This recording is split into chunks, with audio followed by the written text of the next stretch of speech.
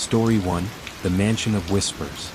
At the top of a secluded hill, surrounded by thick forests and winding roads, stood an imposing Victorian mansion that had long been forgotten by society. Known by the locals as the Mansion of Whispers, its history was shrouded in mystery and tragedy. In the past, a wealthy family had lived there, but a sinister event, never fully revealed, led to the disappearance of all the members of the household in a single night.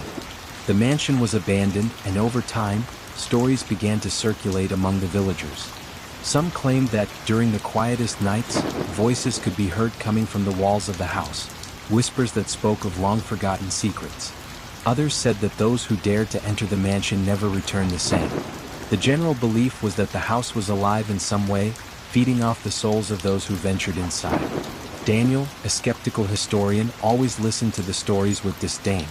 He believed they were nothing more than urban legends fueled by fear of the unknown. When he was hired to write a book about haunted houses in the region, he decided the mansion would be his first stop. To him, it was the perfect opportunity to debunk an old superstition while exploring the fascinating architecture of the place. He arrived at the mansion at dusk, the sky already painted with shades of orange and purple, while fog began to rise from the surrounding forests, enveloping the place in an almost surreal veil. The mansion's facade was weathered by time. Its windows, covered in dust and grime, reflected only faintly the light of the setting sun. Daniel, however, was excited. With a lantern in hand, a camera, and a notebook, he pushed open the rusty gates and walked up the stone path to the front entrance. The front door, large and solid wood, creaked as he pushed it open. As he crossed the threshold, he felt an intense cold, even though it was warm outside. The air inside the house was dense, with an acrid smell of old paint and rotting wood. The silence was absolute, almost suffocating, and everything around seemed frozen in time. The wooden floor creaked under his feet, and the echo of his steps resonated through the high walls. Daniel began exploring the rooms, each darker and dustier than the last. In the grand hall, huge chandeliers hung from the ceiling, covered in cobwebs. Old portraits adorned the walls, depicting members of the family who had once lived there. All the paintings had one thing in common: the eyes of the people seemed to follow him as he walked through the room. It was as if they were watching his every move. As he ventured further down the corridors, he began to hear the first whispers. At first, they were almost imperceptible, like the sound of wind passing through cracks in the windows. But as he approached the second floor, the sounds became clearer, distinct voices murmuring incomprehensible words. Daniel paused for a moment, trying to locate the source, but the voices seemed to come from everywhere at once. He climbed the marble stairs leading to the second floor, the lantern in his hand casting long shadows on the walls.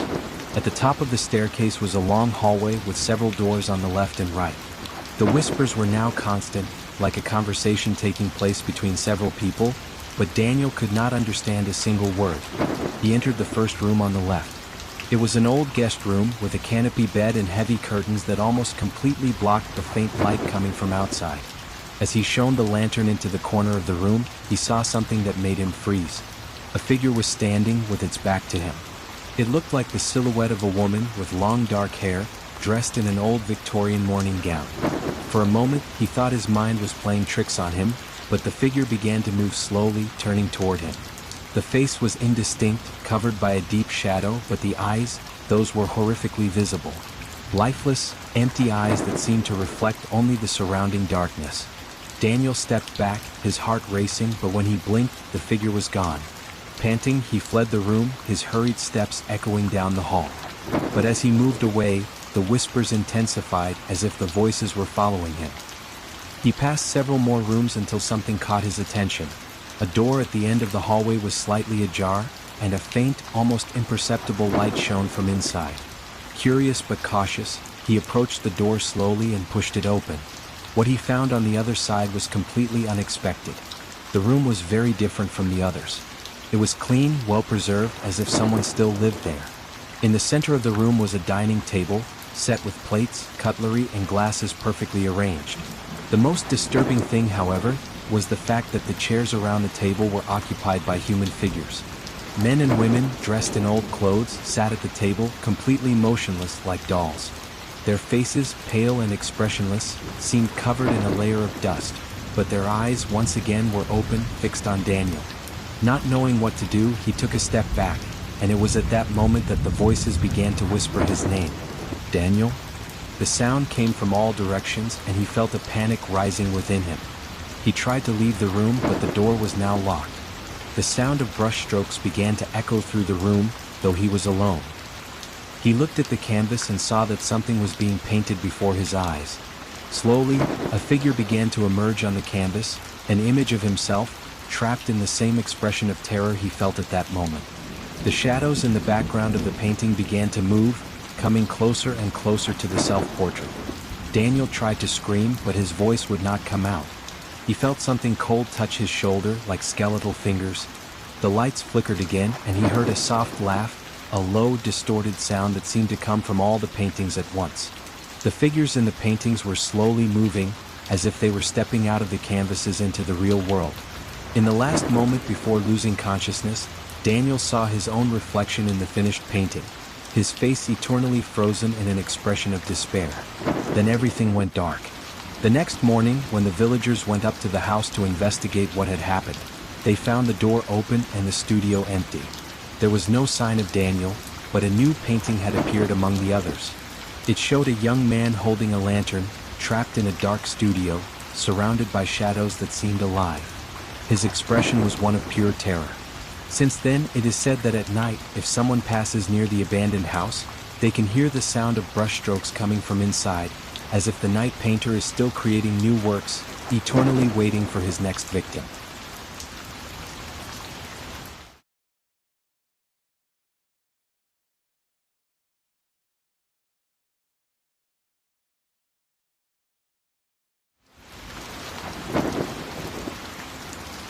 Story 2, The Twilight Train.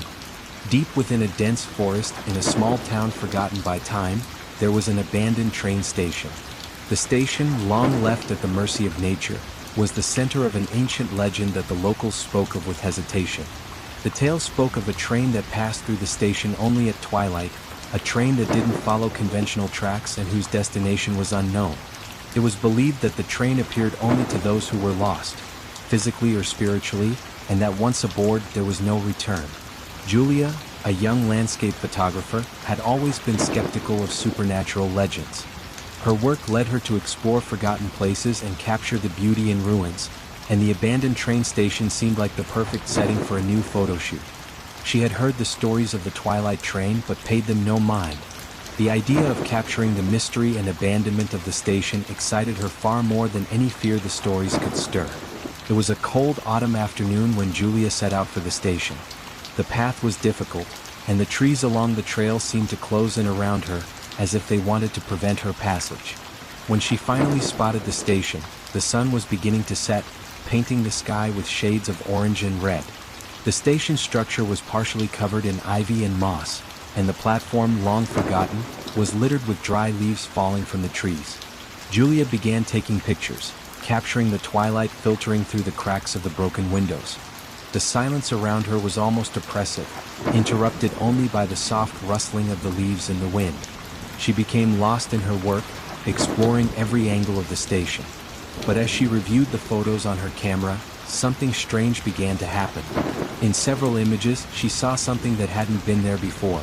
A train, faintly visible, stopped on the tracks as if it were waiting for her. Her heart raced. She looked at the station, but there was no train. She thought perhaps her mind was playing tricks on her, tired from the trip, or maybe it was an unusual reflection of the light. She decided to continue photographing, but the feeling that something was wrong wouldn't leave her. Twilight began to fade into darkness faster than usual, and a light fog began to form around the station. Suddenly, a soft, distant sound broke the silence, the whistle of a train. The sound grew louder and clearer, as though something was truly approaching. Julia stopped, trying to locate the source of the sound, but the thick fog made it difficult to see. Then she saw it. Slowly emerging from the fog, an old train appeared on the tracks in front of the station. It wasn't an ordinary train. Its carriages were of a Victorian style, with detailed dark windows. The locomotive was made of darkened iron, adorned with figures that seemed to move as if the structure were alive. The strangest thing, however, was that the train didn't seem fully present. It flickered in the air like a mirage, hovering between the real world and something beyond. Julia felt a chill run down her spine. Something about the train terrified her, yet at the same time she felt an inexplicable attraction to it. It was as if the train were calling her, inviting her to board. Without realizing it, she began to walk toward the platform, her eyes fixed on the train. The door of one of the carriages opened slowly, revealing only darkness inside. The whistle sounded again, louder this time, and she stopped, hesitating. "Don't get on," a faint voice echoed in her mind. Julia turned quickly, but no one was there. The wind seemed to carry whispered words, begging her not to go further. But something inside her, whether an insatiable curiosity or something more sinister, pushed her forward. She stepped onto the platform, feeling the air around her grow colder with each step. When she reached the open door of the carriage, a cold gust of air enveloped her, as though an invisible hand was pulling her inside. Inside, the darkness seemed alive, pulsing gently, like the interior of a creature that breathes. The voice in her mind returned, more insistent this time, "Don't board. If you do, you'll never return." The fear within Julia grew, but her feet kept moving as if they had a will of their own. As soon as her foot crossed the threshold of the carriage, she felt a strong pull, as if she had been sucked into a vacuum. The darkness swallowed her completely, and the sound of the whistle echoed one last time before everything fell silent. When she opened her eyes, Julia found herself inside the train, but something was terribly wrong. The interior of the carriage was much larger than it should have been, with endless rows of empty seats, covered in a thin layer of dust. The air was still and cold, and the only light came from a faint lantern hanging from the ceiling. She tried to stand, but her legs were weak, as though something had drained her energy. She began walking down the aisle of the train, passing the empty seats. Each time she looked back, she had the feeling that the seats were closer, as though they were moving when she wasn't looking. The windows were covered in thick fog, and the landscape outside was indiscernible, as if the train were traveling through a world that didn't belong to this one. Suddenly, she saw a figure sitting in one of the seats. It was a woman, facing away from her, with long dark hair that covered her face. Julia approached, but before she could speak, the woman slowly turned her head. Her face was a mask of terror, with hollow, expressionless eyes, as if she were just an empty shell of a human being. The figure's mouth opened, but no sound came out. Instead, the lights began to flicker, and the train shook violently. Julia ran toward the door, desperate to escape, but when she reached it, there was no way out. The carriage seemed to stretch on forever, as if she were trapped in an endless loop. Fear consumed her, and she began to hear whispers all around, soft voices speaking in a language she couldn't understand. They came from every direction, echoing in her mind, and with horror, she realized that the voices were inside her. The Twilight train continued its journey, carrying Julia to an unknown destination. Locals say that, on foggy nights, the train can still be seen passing through the station, but no one dares approach it. They say that those who board the train become part of its crew, doomed to wander between worlds for eternity, never finding their way back. And sometimes, in the wind of the night, you can hear the distant echo of a young woman, forever trapped on the Twilight tracks.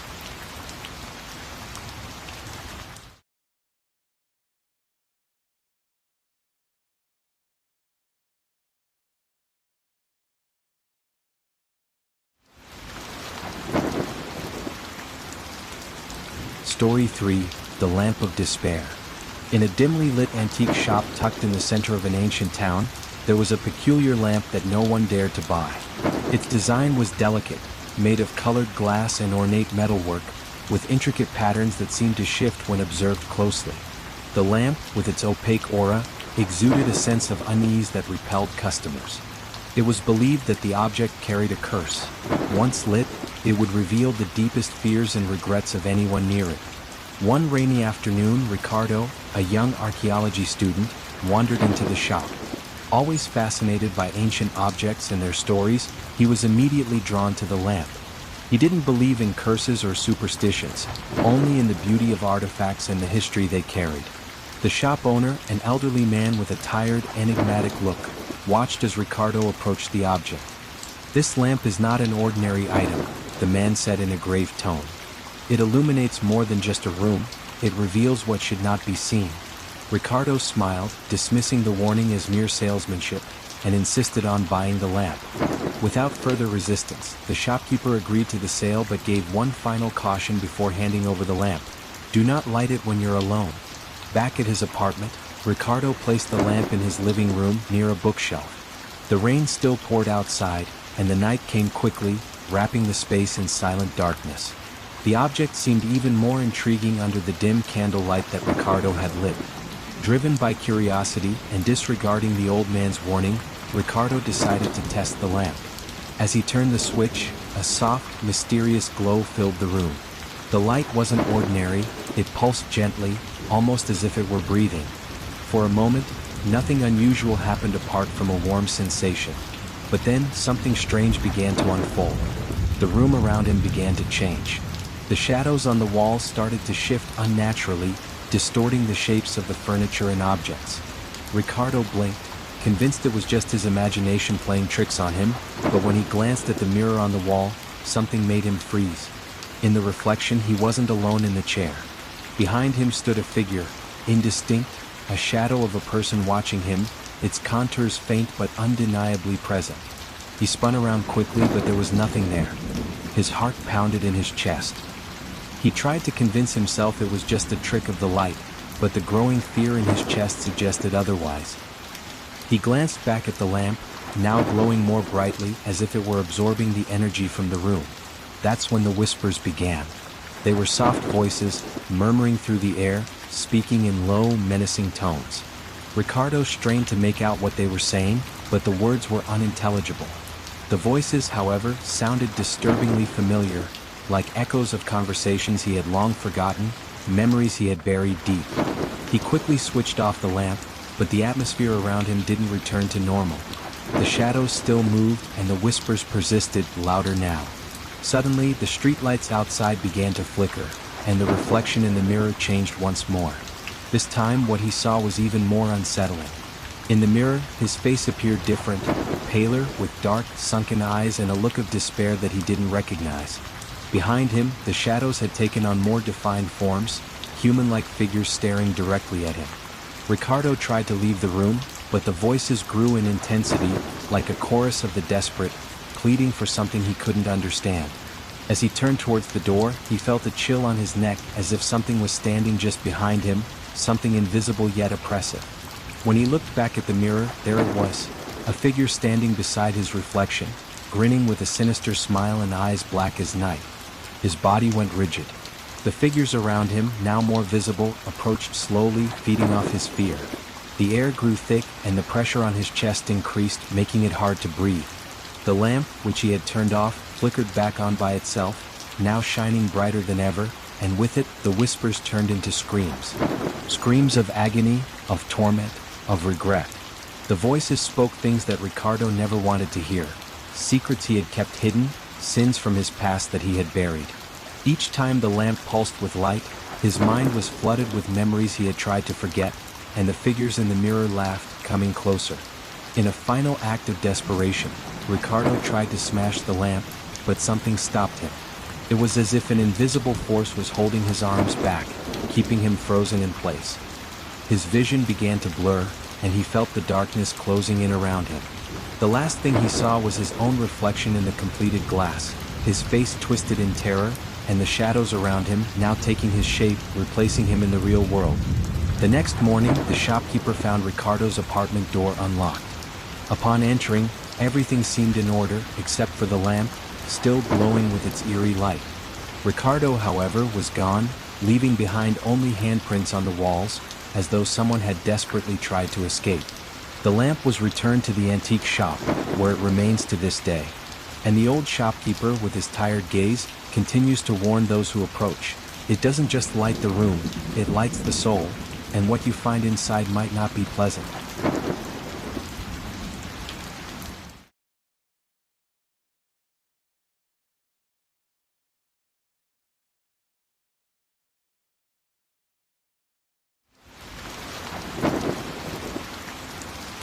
Story 4, The House on the Whispering Hill.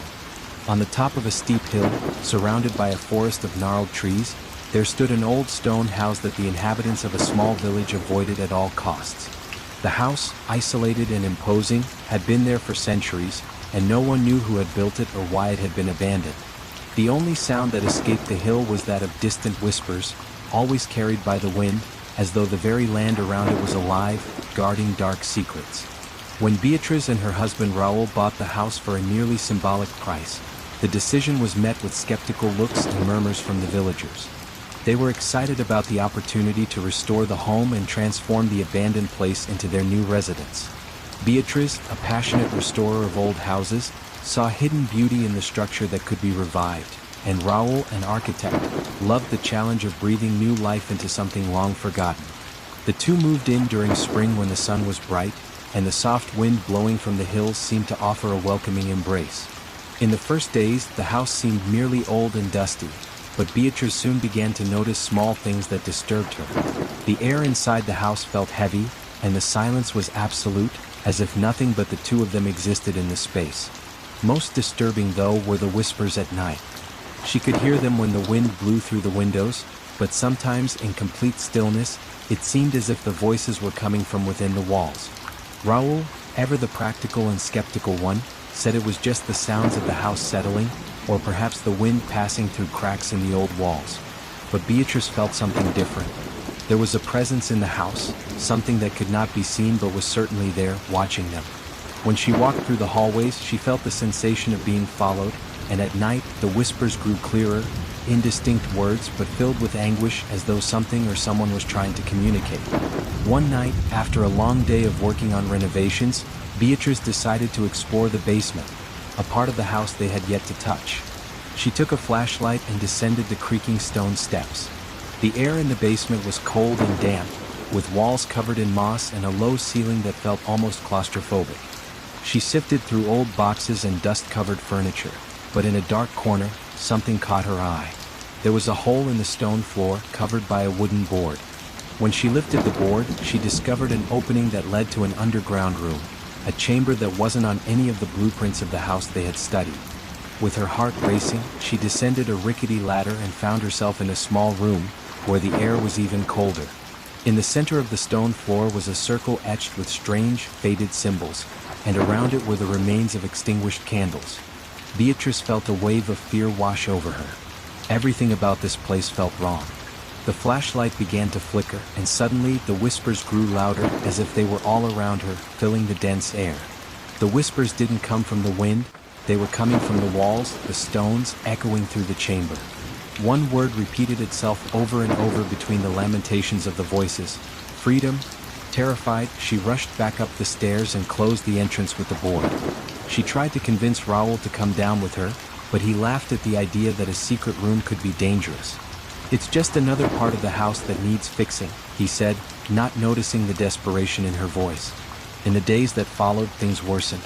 Beatrice began having vivid nightmares where she saw shadowy figures moving through the walls of the house, their faces twisted in pain and fear. Every time she woke, the whispers were the first sounds her ears caught.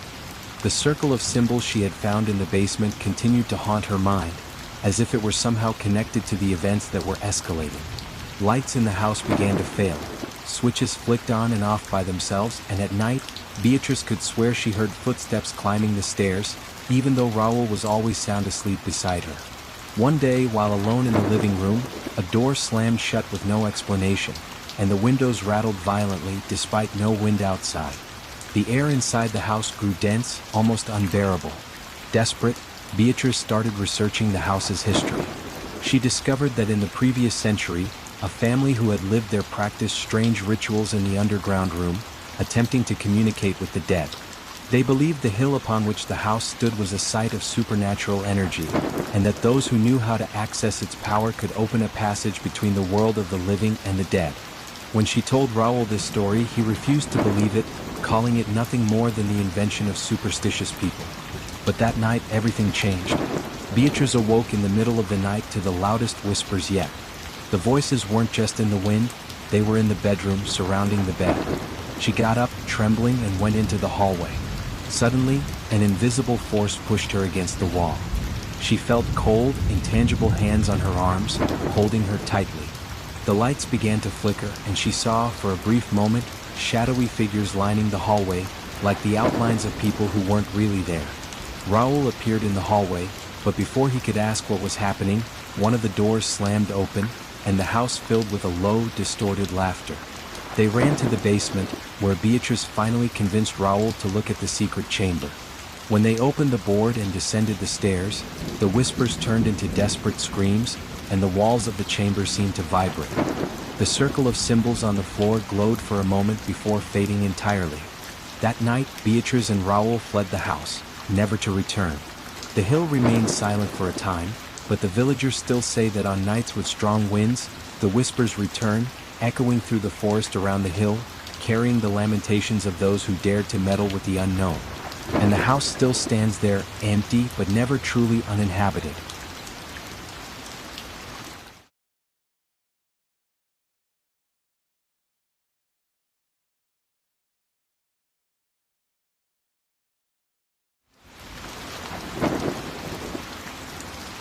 Story 5: The Box of Shadows. In the heart of a small town stood an antique shop filled with forgotten relics of the past. It was a mysterious place, with shelves crammed full of dusty artifacts and old furniture, all arranged in chaotic disarray. The owner, an elderly man with an air of secrecy about him, rarely spoke to customers and preferred to let them wander through the shop at their own pace. Among the collection was one object that drew little attention but carried a dark history. A small, dark wooden box, simple at first glance, but adorned with carvings so intricate they seemed to move slightly when observed closely. The box sat on a shelf, covered in a light layer of dust as if untouched for years. Not much was known about its origins, but townspeople told an eerie legend. The box wasn't just a decorative item. It was said that once opened, it unleashed something uncontrollable, something that belonged to the shadows and fed on fear. Laura, a young history student, was visiting the town to see her relatives when she wandered into the shop out of curiosity. She had a passion for collecting small antique items and hoped to find something interesting as a memento. As she explored the shop, her eyes were immediately drawn to the box. She felt an inexplicable urge to pick it up, as if an unseen force was calling her to it. When she touched the box, a shiver ran down her spine. It was heavier than it looked, and the carvings were almost hypnotic. She took it to the counter, where the shop owner gave her a long, thoughtful stare before processing the sale. "Do you know what you're taking with you?" he asked, his voice low and serious. Laura shrugged, smiling nonchalantly. "Just an old box." The shopkeeper gazed at her for a moment, as if considering whether to say more, but he held back. He wrapped the box in brown paper and handed it over, offering only one piece of advice: don't open it at night. Back in her apartment, Laura couldn't stop thinking about the box. There was something unsettling about it, something that kept pulling her thoughts back to the object whenever she tried to focus on anything else. As night fell, she finally gave in to her curiosity. She sat at her living room table, the box in front of her, illuminated by the soft glow of her desk lamp. Laura examined the carvings closely. The figures etched into the wood seemed to tell an ancient, forgotten story, but the more she looked, the more difficult they became to decipher. The shapes were twisted, almost human but disturbingly distorted. It was as if the box were alive, shifting subtly under her gaze. With a mix of curiosity and apprehension, she slowly twisted the latch and opened the box. Inside, there was only a small piece of black cloth, folded neatly.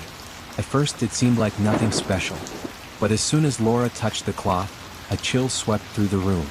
The lights in her apartment began to flicker, and a low, almost imperceptible murmur echoed through the walls. The air around her seemed to thicken, as if something invisible had entered the space. Laura froze, her skin prickling with fear. The silence that followed was heavy and suffocating. Then she realized something was wrong.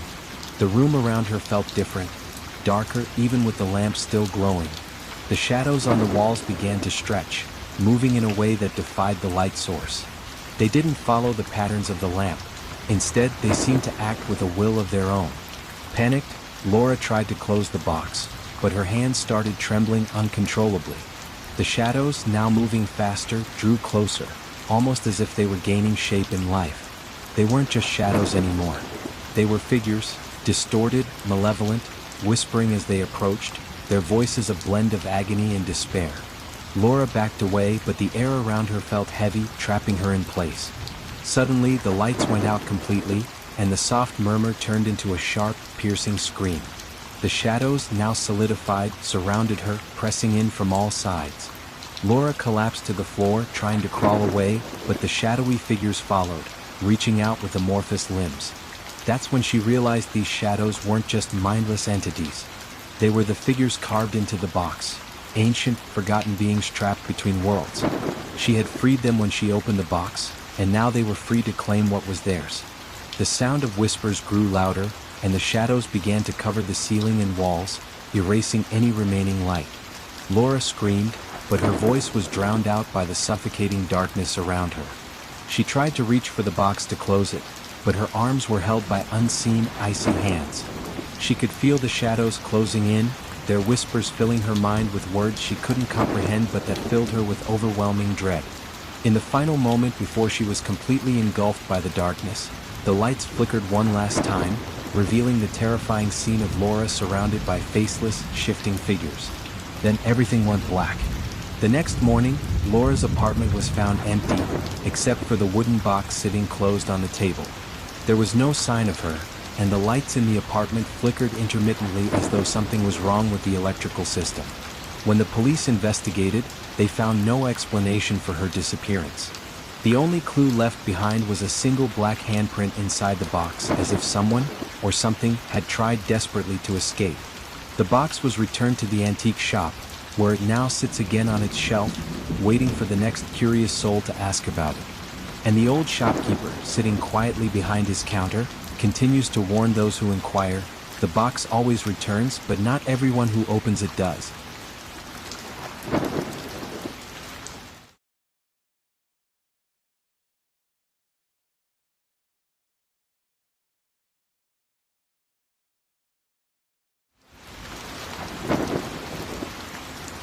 Story 6. The Figure on the Road. On the winding, dark roads that crossed a dense forest on the outskirts of a small town, there was an old legend that everyone knew well. It was said that on nights of thick fog, a figure would appear on the roadside, silently asking for a ride. Those who dared to stop and offer help were never seen again. The figure, according to the elders, was the soul of someone who had died on the road under mysterious circumstances, doomed to wander eternally, searching for company on a journey from which there was no return. Raphael was an experienced truck driver, used to crossing the most desolate and treacherous roads in the country. For years, he had heard stories from other drivers about the figure that haunted the road, but he had always laughed off these superstitions.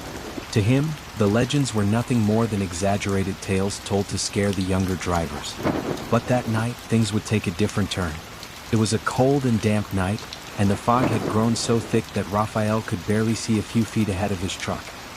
He drove slowly, keeping a careful eye on the narrow road and the sharp curves hidden in the darkness.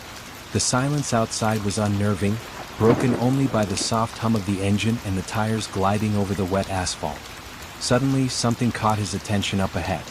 Emerging from the fog at the side of the road was a still figure. It was difficult to make out any details, but it looked like a person standing there, as though waiting for something. Raphael slowed down even more, trying to make sense of what he was seeing. The figure was shrouded in a dense shadow, its outline barely visible, but it seemed to gesture slightly as if asking for help. For a moment he hesitated. The stories about the figure flashed through his mind, but he shook his head, laughing at his own paranoia. It's just someone who needs a ride, he thought. Without giving it too much thought, he pulled the truck over slowly and rolled down the window. "Are you okay?" he called out, expecting the figure to approach.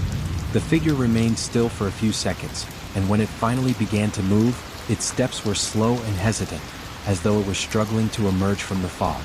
When the person came close enough for Raphael to get a better look, something inside him screamed a warning. It was a woman, but her face was partially obscured by shadows. Her body seemed pale, almost translucent, and her eyes, though visible, held no life in them. They were empty, dark as night. "Take me away," she whispered, her voice weak as if coming from a great distance. A shiver ran down Raphael's spine. His instincts told him to run, but his muscles seemed paralyzed. He found himself unable to roll the window back up or start the truck again. There was something about the woman, something in her dead eyes and hollow voice, that held him in place, like she had cast a spell on him. Before he could react, the woman moved closer to the window and reached out to touch his arm. Her touch was ice cold, and a piercing chill ran through his entire body, as though his blood had frozen in his veins. Her whisper grew louder in his mind, repeating over and over, "Take me away, take me away." Desperate, he pulled back inside the cab, but when he looked at the road ahead, the figure was gone. The woman had disappeared as if she had never been there. The truck sat in eerie silence, the engine idling, and the fog outside seemed thicker than ever. Shaken and confused, Raphael started the truck again and sped down the road, determined to leave that place behind as quickly as possible. But something had changed inside the cab. The air grew heavy, and in the rearview mirror, he caught a glimpse of a shadow in the passenger seat. He knew he was alone, but the figure was there, sitting silently, watching him. Fear gripped Raphael, and he tried to avoid looking at the mirror. But he couldn't help it. When he finally glanced back, he saw her, the same woman, sitting beside him. Her face was shrouded in shadows, and her empty eyes stared directly at him. "Take me away," she whispered again, louder this time, her voice blending with the rumble of the truck's engine. No matter how far he drove, the road seemed endless. It didn't matter how much distance he covered, the curves and miles never changed. It was as if he was stuck in a loop, driving in circles on a road that would lead him nowhere. The shadow in the mirror didn't disappear. Instead, it seemed to get closer with every passing second, as if it was about to reach out and touch him.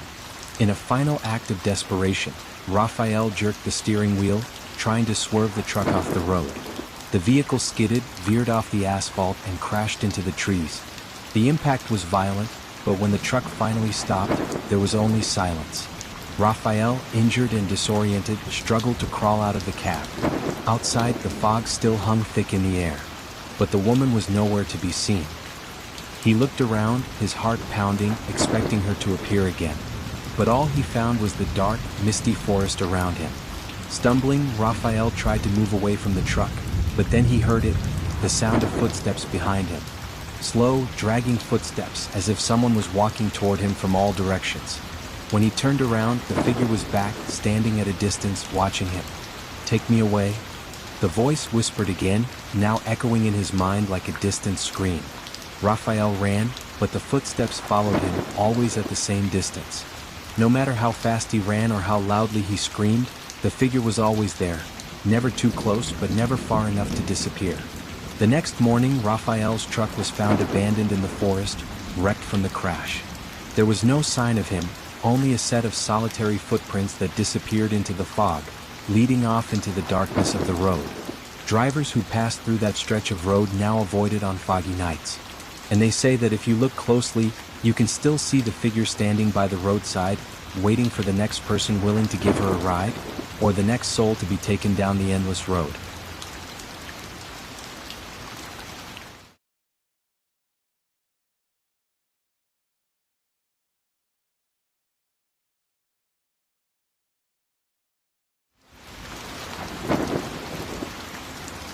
Story 7, The Death Clock. In an ancient town filled with historic mansions and cobblestone streets, there was a nearly forgotten clockmaker's shop tucked away in a narrow alley.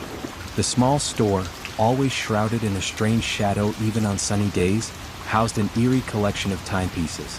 Among them, behind the shop's dusty glass windows, stood a peculiar clock, a grand wall clock made of ebony with exposed silver gears and intricately carved faces on its surface. Locals whispered that the clock was cursed and that its original owner had vanished under mysterious circumstances shortly after acquiring it. They believed the clock, once wound, would not just keep time but count down the moments until its owner's death. Even though most people didn't believe in curses, no one dared to touch it. Lucas, a passionate collector of rare and antique pieces, heard about the shop during one of his travels. Skeptical of curses and always seeking the most unusual additions to his collection, he was intrigued by the ebony clock. To him, it was a beautiful, masterful example of clockmaking, nothing more. When he entered the shop, the air was thick with dust and silence. The elderly shopkeeper, whose tired eyes seemed to know more than they let on, watched him closely. "You've come for the clock, haven't you?" The old man's voice was low, with a weight that made Lucas hesitate. Lucas chuckled, amused by the mystery surrounding the object, but the shopkeeper didn't smile. "Don't trifle with time. This clock does not measure ordinary hours." Ignoring the warning, Lucas bought the clock and took it home, proud of his newest acquisition. That night, he hung the clock on the wall of his living room, admiring its beauty. The gears moved smoothly, almost hypnotizing him with their rhythmic ticking. The sound of the clock filled his home with a sense of old-world charm. For the first few hours, nothing seemed out of the ordinary. But around midnight, Lucas noticed something strange. The ticking of the clock became louder, more pronounced, as if the sound were echoing directly inside his mind. Then, something even more unsettling happened. The second hand, which had been moving at a steady pace, began to speed up and slow down unpredictably, as if time itself was being manipulated. Disturbed and slightly intrigued, Lucas tried to adjust the clock, but the hands seemed resistant, almost as if they were moving with a will of their own. He checked his wristwatch to compare the time, and that's when he noticed something terrifying. The clock on the wall was running much faster than it should. It was almost as though it was racing ahead, counting down faster and faster. Over the next few days, the situation worsened. Every time Lucas entered his living room, he felt a strange tension in the air. The ticking of the clock grew unbearably loud at night, almost like the heartbeat of the house itself. What disturbed him even more was the faint reflection he could see in the glass face of the clock. There, in the polished surface, he saw the outline of a figure, faint but unmistakable, a shadowy figure trapped inside the clock, watching him. The nightmare started soon after. Every night, Lucas found himself trapped in a vast, empty hall, surrounded by dozens of enormous clocks, all ticking at different speeds. The sound echoed inside his skull like a hammer, and in the distance, he could hear a low voice repeating a haunting phrase, "Time is running out." One night, after waking up drenched in sweat, he ran into the living room. The clock was there, unchanged, but its ticking was now almost deafening. The face of the clock looked darker, and Lucas realized something horrifying. The clock wasn't just keeping time, it was counting down. The hands of the clock were not marking the present hour, they were marking the time he had left to live. Each tick brought him closer to the end. Desperate, Lucas tried to destroy the clock. He grabbed a hammer and struck it with all his strength, but the clock didn't budge, not even a crack on its surface. The gears continued to spin, and the ticking echoed louder and louder, reverberating through the walls of his home. As the days went by, Lucas noticed something else. Time itself seemed to be warping around him. Hours passed in what felt like minutes, and sometimes minutes dragged on for what seemed like hours. No matter where he was in the house, he felt the presence of the clock calling to him, pulling him closer to it. The air around it was always colder, and its shadow seemed to stretch further, like a hand reaching out to him. One night, while getting ready for bed, Lucas heard the familiar ticking, but this time it seemed to be inside his head. He tried to ignore it, but the sound grew louder and louder until it was all he could hear. When he glanced at the mirror in his room, he saw the reflection of the shadowy figure from the clock standing right behind him, slowly inching closer. Lucas rushed to the living room, where the clock now stood still, its hands frozen in place. The silence was suffocating. He approached the clock, staring into the glass face, and saw his own reflection staring back at him, pale and exhausted. But behind his reflection, the shadow was there, waiting. Before he could react, the hands of the clock began to spin wildly, counting down the final moments of his life. Suddenly, the clock stopped with a loud, final tick, and the shadow behind the glass vanished. The room was plunged into eerie silence. The clock had finished its countdown, and Lucas collapsed to the floor, feeling his strength drained from his body. The clock had claimed its victim. The next morning, neighbors found Lucas lying motionless in his living room. The clock on the wall continued to tick as if nothing had happened, its gears turning with cold precision. But now, there was something new. A second set of hands had appeared on the clock, counting down for the next person to claim the cursed timepiece. And the clock still hangs there, waiting for someone else to be drawn to its timeless allure, unaware that their time too will soon run out.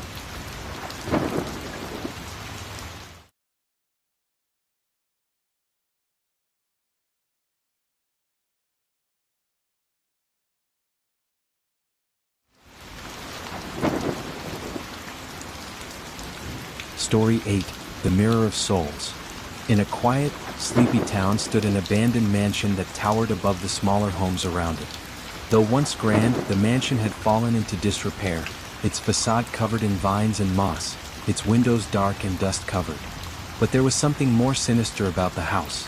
Inside was an ancient mirror, known as the Mirror of Souls. The locals whispered that it didn't just reflect your appearance.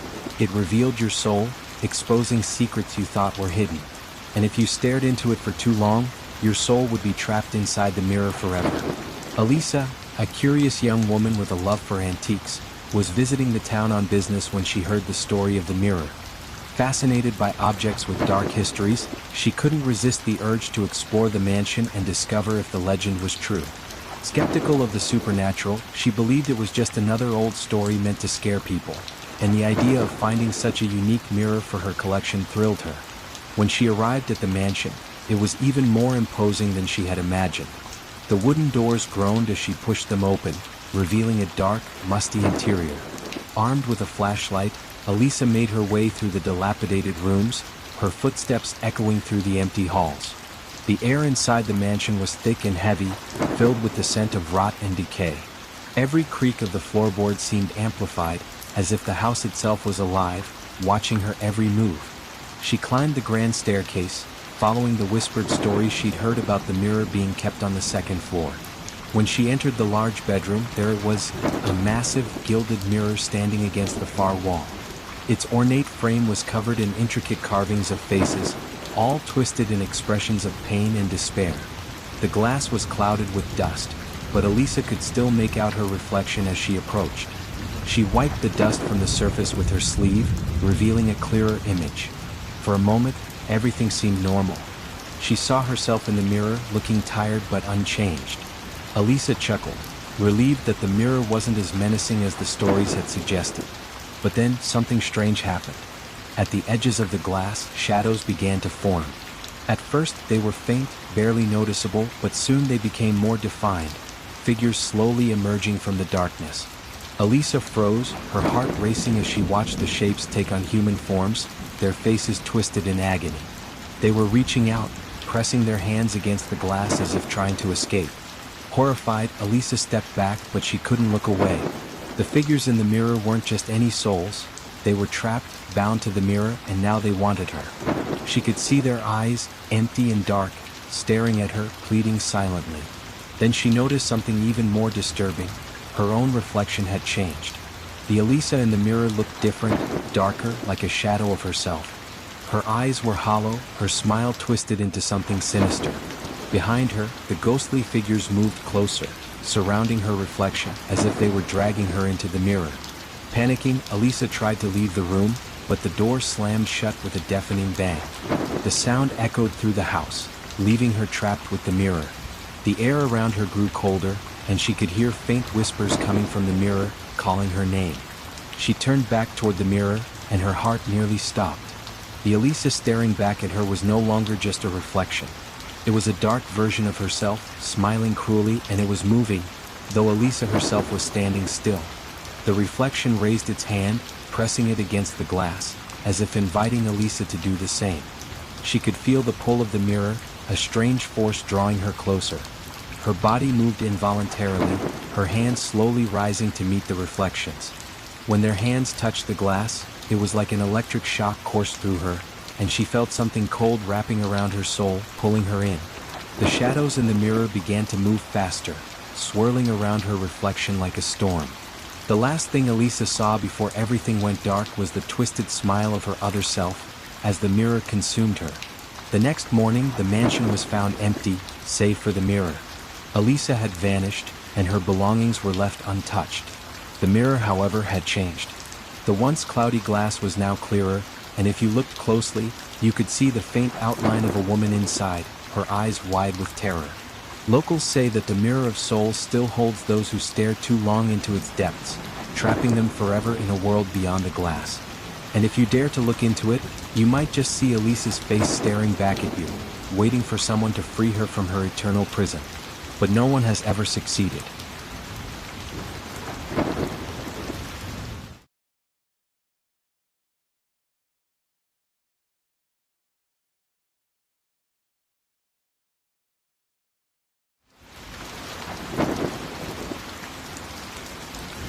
Story 9, The Forbidden Door. On the outskirts of a village surrounded by hills and dense trees, there stood an ancient house long forgotten by time. Though the house had decayed with age, Its imposing structure still loomed large, with heavy wooden doors and grand, broken windows. But what intrigued those brave enough to approach the house was a door in the basement, a door made of iron, marked with strange symbols that no one dared to open. Local legends whispered that the door kept something sealed inside, something ancient and evil that had been trapped for generations.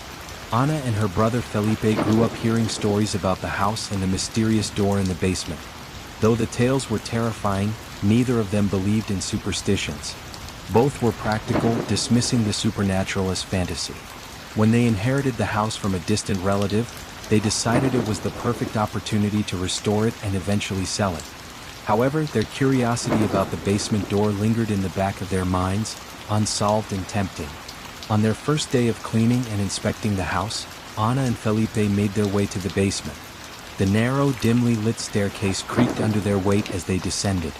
The musty smell of damp wood and decay filled the air, growing colder the closer they got to the forbidden door. When they reached the bottom, there it stood, large, heavy, rusted with age, and covered in ancient runes neither could decipher. Ana, always the more curious of the two, ran her fingers over the strange symbols, trying to make sense of them. Felipe, on the other hand, remained quiet, his eyes fixed on the door with a growing sense of unease. He felt something was wrong, as though an invisible presence was waiting behind the iron barrier, watching them. "Should we open it?" Ana asked, her voice barely hiding her excitement, even though her hands trembled slightly. Felipe hesitated. What if the stories are true? What if it's dangerous? Ana laughed, though there was a nervous edge to it.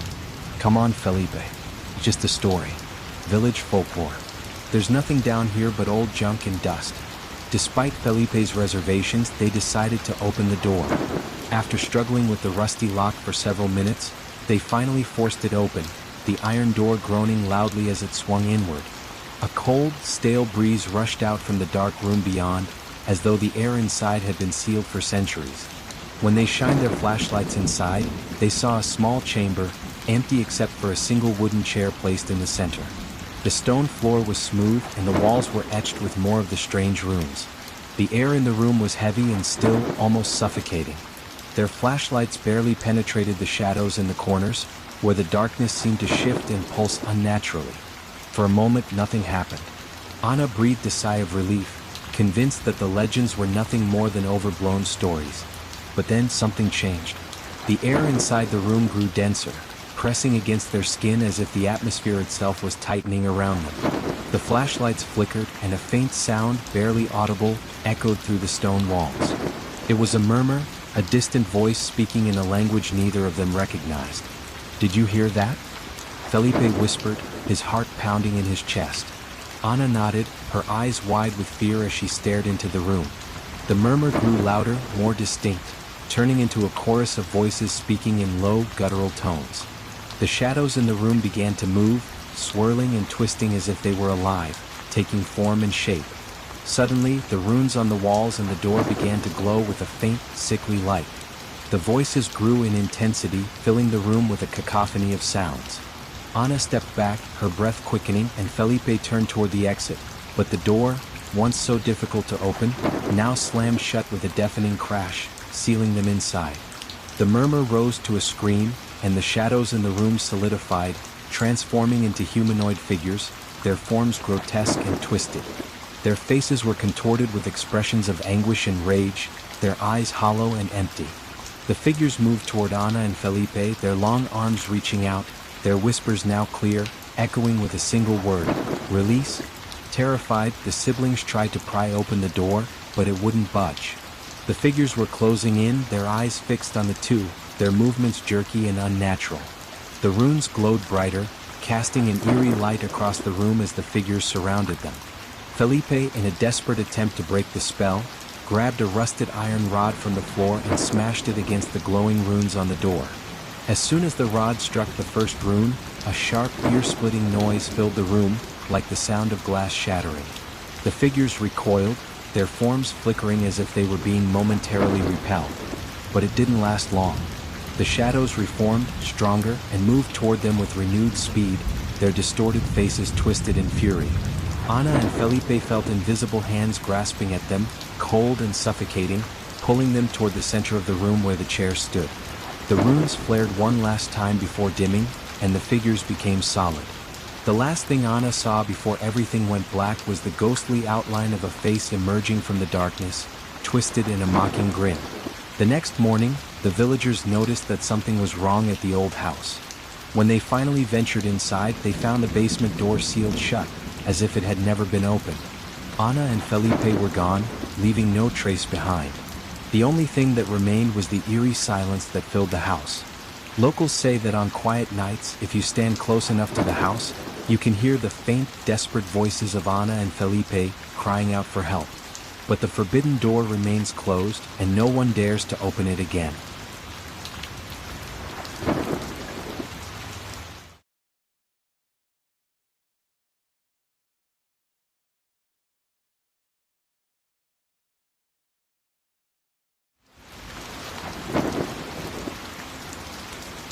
Story 10, The Night Visitor. On a cold winter's night, in a small town surrounded by forests and mountains, strange things began to happen. For weeks, people reported the unsettling feeling of being watched, even when they were alone in their homes. It was as if an unseen presence lurked in the shadows, waiting for the right moment to reveal itself. Some claimed to hear dragging footsteps outside their windows in the dead of night, while others swore they saw a tall, hooded figure wandering the empty streets. Joanna lived alone in a secluded house near the edge of the forest. Though she paid little attention to the rumors, she couldn't shake the growing sense of unease that crept into her thoughts each night. The feeling of being watched, of something lurking nearby, became stronger with each passing day. She made sure to lock all the doors and windows before bed, but still she would wake up in the middle of the night with her heart pounding, unsure why. One night, as she tried to sleep, Joanna was startled awake by a low, constant noise. It sounded like something scraping against the side of the house. She sat up in bed, her body tense with a mixture of fear and curiosity. When she peeked out the window, all she could see was the darkness of the forest, but the sound continued. It seemed to be moving, circling the house, as if something was slowly walking around the perimeter, inspecting every inch. She tried to turn on the outside lights, but they didn't work. The scraping grew louder, and Joanna realized that whatever was outside was getting closer. Then suddenly she heard it, a soft, deliberate knock at the front door. Her breath caught in her throat. No one should have been there at this hour. She moved quietly toward the door, her heart racing, and peered through the peephole. There was nothing, just the empty darkness. For a moment, she thought she might be imagining it, but then the knock came again, louder this time, more insistent. Frozen in place, Joanna backed away from the door, her pulse pounding in her ears. And then she heard it, the sound of footsteps, this time inside the house. Something had come in, silently and without her noticing, and now it was moving toward her bedroom. She stood frozen in terror as the footsteps grew louder, until she could see the shadow of someone standing on the other side of the door. The doorknob began to turn, slowly and deliberately, and the door creaked open. A tall figure, cloaked in darkness and wearing a hood, stood in the doorway. Its face was obscured, but Joanna could feel its eyes on her, burning with an unnatural intensity. "I've come to take what's mine," a deep, guttural voice said, reverberating through the room. Joanna backed up against the bed, her hands fumbling for something, anything, to protect herself. But before she could react, the figure moved with unnatural speed, crossing the room in an instant. The last thing Joanna saw was a skeletal hand reaching out to her before everything went black. The next morning, neighbors found Joanna's house with the door wide open, but she was nowhere to be found. Everything inside the house was untouched, except for a strange mark on the floor of the bedroom, a circle of ashes that no one could explain. Since then, the people of the town speak of the night visitor, a shadowy entity that roams the streets, entering homes to claim something, someone. Those who hear the footsteps or the knocking on their doors in the dead of night are never the same afterward. Some disappear, while others are found wandering the town with no memory of who they are or how they got there. But everyone knows one thing. If you hear a knock in the middle of the night, never open the door. Because the night visitor is always watching, always waiting for its next victim. If you've made it this far, don't forget to smash that like button to support the channel, subscribe, and hit the notification bell to stay up to date with all the latest. See you in the next story.